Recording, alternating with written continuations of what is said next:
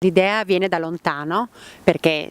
ho sempre pensato e sempre voluto fare qualcosa per il bene del territorio e per il bene del Veneto. In realtà adesso comunque ho conosciuto questo gruppo importante di Grande Nord che dà questa possibilità perché condivide appieno tutte le cose in cui io credo. Metterò al lavoro per la libertà del Veneto, la libertà di tutta il nord Italia, del Veneto in primis. Per libertà intendo l'autonomia del Veneto, la possibilità del Veneto di contare e di avere il posto che gli spetta, essendo una delle regioni più produttive d'Italia ed essendo il Veneto sempre stato spremuto, come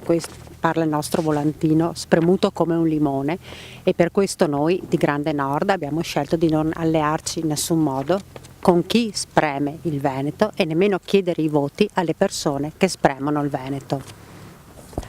So che siamo un partito nuovo perché Grande Nord è un partito che è nato da poco, però è presente in tutto il Veneto e nel nord Italia.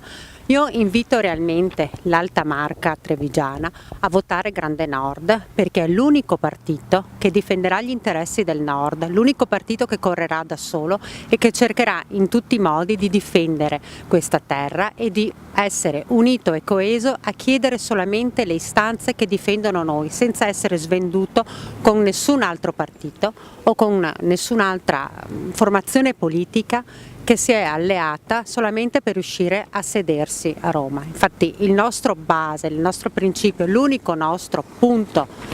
di forza è quello di essere il sindacato del Nord e lottare uniti per le libertà e le autonomie del Nord e del Veneto in particolare.